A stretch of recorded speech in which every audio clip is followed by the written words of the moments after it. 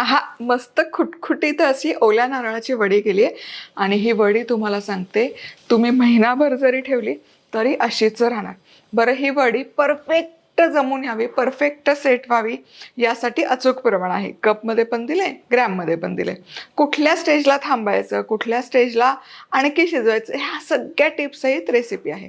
नमस्कार, मी मधुराज रेसिपीमध्ये तुम्हा सर्वांचं खूप खूप खूप मनापासून स्वागत. तर ही हवाबंद डब्यात ठेवली ना, 1-1.5 महिना छान टिकते. बरं, तुम्हाला काय सांगते, रेसिपी सुरू करूयात, पण साहित्य काय घेतलं ते महत्त्वाचं. अशाच गोड आणि त्यासोबत चमचमीत, झणझणीत आणि चटपटीत रेसिपीसाठी मधुराज रेसिपीला पटकन सबस्क्राईब करा. मधुराज रेसिपी, महाराष्ट्राची अस्सल चव. चला आता रेसिपी सुरू करूयात. तर तव्यामध्ये सगळ्यात आधी साजूक तूप घ्यायचं आणि यामध्ये हे ओला नारळ खव घालायचं. बरोबर 4 कप हा ओला नारळाचा खव आहे. आता इथे हे कपचं प्रमाण मी घेतलंय. कप आपलेच आहे, मधुराज रेसिपी club.com वरून खरेदी करू शकता. 2 नारळ मी अख्खे वाढवले हे इतका खव काढण्यासाठी. ग्रॅमच्या प्रमाणात हवं असेल तर तेही मी देते खाली डिस्क्रिप्शन बॉक्समध्ये, किंवा लिस्ट स्लाइड झाली त्याच्यामध्ये तुम्हाला ग्रॅमचं पण प्रमाण दिसलं असेल. आता हे बघा, आता हा ओल्या नारळाचा खव आहे ना, तुपावर किमान 10 मिनिटं तरी मंद आचेवर परतून घ्यायचा. मोठी आच करू नका, अगदी मंद आचेवर परतायचा. हे परतून घेतल्यामुळे काय होतं, एकतर नारळातला ओलसरपणा आहे तो कमी होतो आणि ही नारळाची वडी जास्त दिवस टिकायला मदत होते. त्यामुळे हे असं तुपावर किमान 10 मिनिटं परतून घ्यायचं. नारळाचा रंग नाही बदलला पाहिजे, अगदी खरपूस आणि बदामी सोनेरी काहीही करायचं नाही. फक्त हे ओलसरपणा त्यातला जरा कमी करायचं, इतकंच. बरोबर 10 मिनिटं खोबरं भाजून घेतलं. आता हे बघा, अजिबात खोबरं कुठेच करपवलं नाहीये, छान भाजलं पण गेलंय, हलकंसं मोकळं व्हायला सुरुवात पण झाली. आता यामध्ये साखर घालूयात आणि साखर खोबऱ्यासोबत मिसळून घ्यायची. दूध घालायची गडबड नका करू, आधी साखर खोबऱ्याच्या रसामध्ये मुरू दे. काय होतं, आधीच दूध घातलं ना तर साखरेला लगोलग पाणी सुटतं. आपल्याला ना साखर जरा नारळाचा जो खव आहे त्याच्यामध्ये एकजीव करून घ्यायची आणि मग दूध घालायचं. आता इथे 4 कप ओल्या नारळाचा खव होता तर 3 कप मी साखर वापरली आहे. बरेच जण समप्रमाणात ठेवतात, तर समप्रमाणात ठेवलं की काय होतं, प्रचंड गोड होते.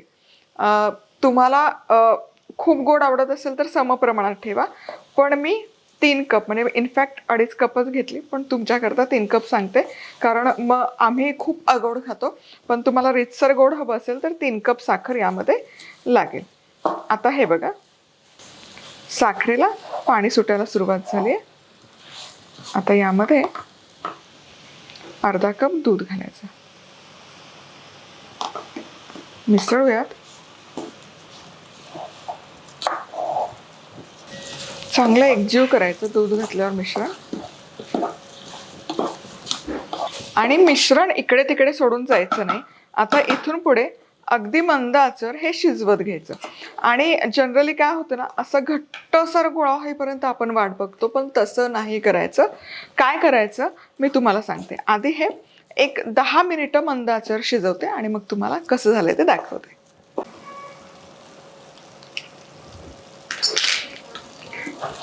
चला, इथे हे 10 मिनिटं चांगलं शिजवून घेतलं मिश्रण.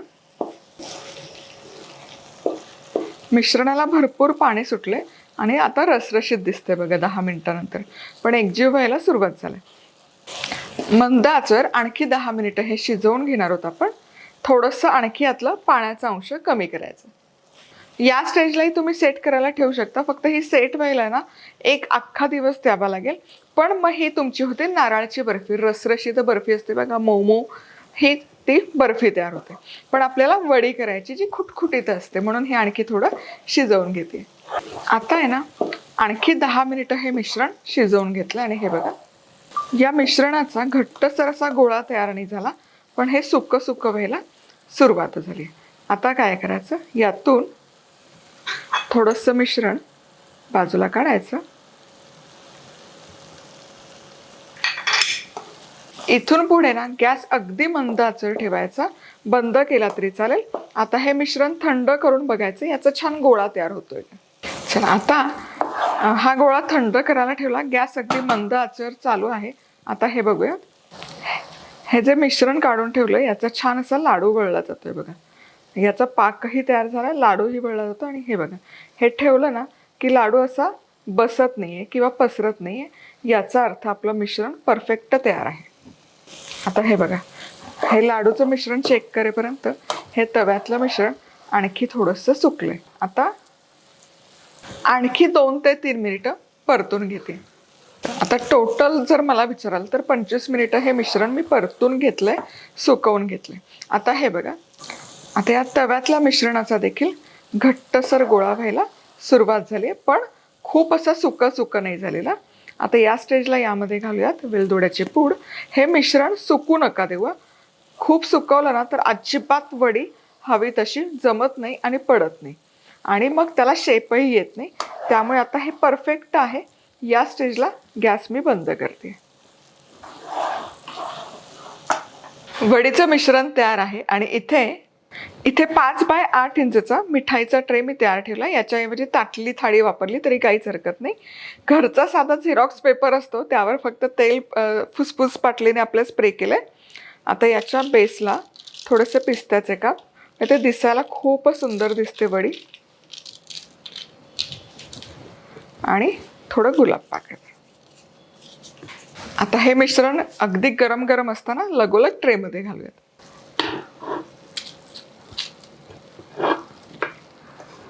सगळं मिश्रण असं भरून घ्यायचं. थोडंसं सुकं व्हायला लागलंय ते ऑलरेडी. सुकं व्हायच्या आतच हे भरायचं. सुकं झाल्यावर भरलं ना तर याला आहे ना तो आकारच येणार नाही, शेपही येणार नाही, आणि खूपच भुरभुरीत वडी होईल. आपल्याला भुरभुरीत वडी नको आहे, एकसंध वडी हवी. आता ही चांगली एकसारखी पसरवून घ्यायची. बघा, छान अशी मेन कड आहे ना, कड एकसारखी करा. कड एकसारखी झाली की वडी दिसायला खूप सुंदर दिसते. आता हे वडीचं मिश्रण एकसारखं करून झालं. आता हे किमान अर्धा तास तरी सेट करण्यासाठी ठेवायचं आणि मग याच्या वड्या पाडूयात. अगदी अर्धा तासच झालाय. मिश्रण गरमागरमच आहे पण छान सेट झालंय. गरम असतानाच काढायचं, हात लावून बघायचं. हे बघा, हे ना असं खुटखुटीत लागतं, याचा अर्थ मिश्रण आपलं तयार आहे, पण गरम पण आहे. आता याची कड सोडवायची. अगदी महत्त्वाची गोष्ट, कड सोडवायची व्यवस्थित, कारण जो साखरेचा पाक तयार झालेला असतो तो अगदीच खवून चिकटून बसतो. म्हणून शक्यतो आहे ना हे गरम गरम असतानाच करा. येस. आणि बेसपासून मोकळं करा ट्रे. करकर आवाज येतो नाही, याचा अर्थ ही वडी छान खुटखुटीत झाली. मिश्रण खूप पुढे गेल्यावर तुम्ही जर वडी पाडायला जाल ना तर वडी ना ती सेटच नाही होणार. ही कशी छान सेट झाली तशी सेट नाही होणार. त्यामुळे अगदी 1 पाऊल अलीकडे आपल्याला गॅस बंद करायचा आणि मिश्रण ट्रेमध्ये ढकलायचं. सगळ्या स्टेप्स दाखवल्या आहेत, कसं झालंय ते ओळखायच्या. त्यामुळे पुन्हा सांगते की जास्त ओव्हरकुक करा नको, नाहीतर खूप आहे ना असं सुटं हे मिश्रण होतं. खूप अलीकडे आलं तर मऊ ओलसर होतं. कड छान सुटली ना तर वडी पण छान फुटते बघा. आणि या बटर पेपरमुळे ते चिकटूनही बसत नाही, सुटसुटीत निघते. हे बघा, वा वा वा वा वा वा वा वा वा, कमाल कमाल कमाल. काय दिसतीये वडी. आहा हा. वडी पाडून घेऊयात. तर कायम आहे ना वडी पाडताना मध्यभागी आधी एक कट देऊन घ्यायचा, म्हणजे वड्या एकसारख्या निघायला मदत होते. अजून ओलसरच आहे बघा वडी, पण हवेच्या संपर्कात आली की ते छान खुटखुटीत होते. आता अगदी हलकीशी रसरशीत आहे.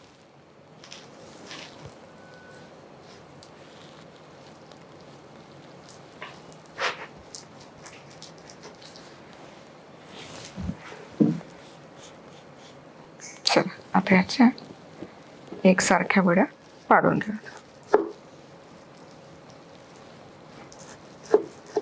आणि हलकं गरम असतानाच करा, नाहीतर मग काय होईल, जसं थंड झालं ना की वडी हवी तशी पडणार नाही.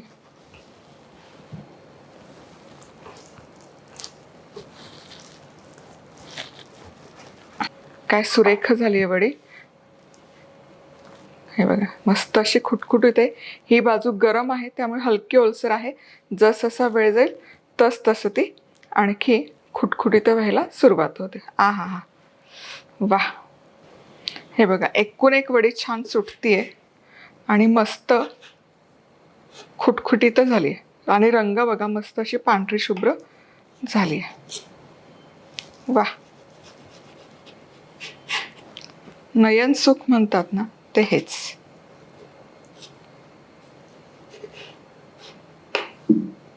आता ही वडी आणखी थंड झाली कारण आतली बाजू आपण गरम असताना काढली, हलकी ओलसर आहे पण थंड झाली की आणखी छान खुटखुटीत होते बघा. मस्त. म्हणजे ही वडी आहे ना इतकी खुटखुटीत होते पण आतमध्ये एकदम कोरडी फटक होत नाही, हलकीशी रसरशीत राहते.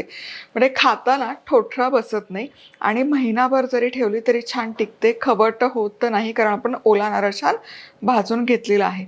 दूध जरी घातलं असेल तरी दुधाचं बऱ्यापैकी त्याचा पाण्याचा अंश निघून जातो, स्निग्धांश कमी होते, त्यामुळे टिकायला अजिबात त्रास होत नाही. चला तर मग पुन्हा भेटूयात. तोवर मस्त राहा, खुश राहा, आनंदी राहा, सगळ्यात महत्त्वाचं खात राहा.